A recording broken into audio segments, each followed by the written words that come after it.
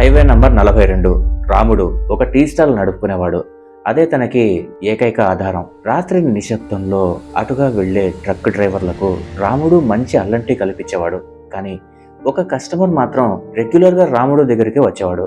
అతన్ని చూసి రాముడి చేతులు వణికేవి. ప్రతి రాత్రి సరిగ్గా 2:15 దట్టమైన పొగమంచులో నుంచి ఒక పొడవైన మనిషి నడుచుకుంటూ వచ్చేవాడు. అతను పాత మాసిన స్వెటర్ ధరించి తలకి ఒక మఫ్లర్ గట్టిగా చుట్టుకుని ఉండేవాడు. అతడేమీ మాట్లాడకుండా బెంచ్ చివరన కూర్చునేవాడు. రాముడు ఆ మనిషిని ఏమీ అడగకుండానే అతని కోసం మంచి టీ తయారు చేసి గాజు గ్లాస్ లో అక్కడే పెట్టేవాడు. ఆ మనిషి నిశ్శబ్దంగా టీ తాగి డబ్బులని బెంచ్ మీద ఉంచి చీకటిలో తన దారిలో వెళ్లిపోయేవాడు.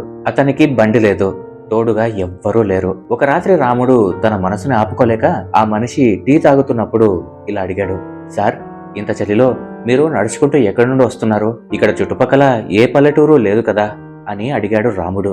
అందుకు ఆ మనిషి టీ గ్లాస్ కింద పెట్టాడు. అతను నెమ్మదిగా తన మఫ్లర్ విప్పాడు.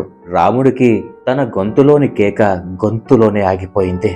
ఆ మనిషి గొంతుపై లోతైన కోత గుర్తు ఉంది.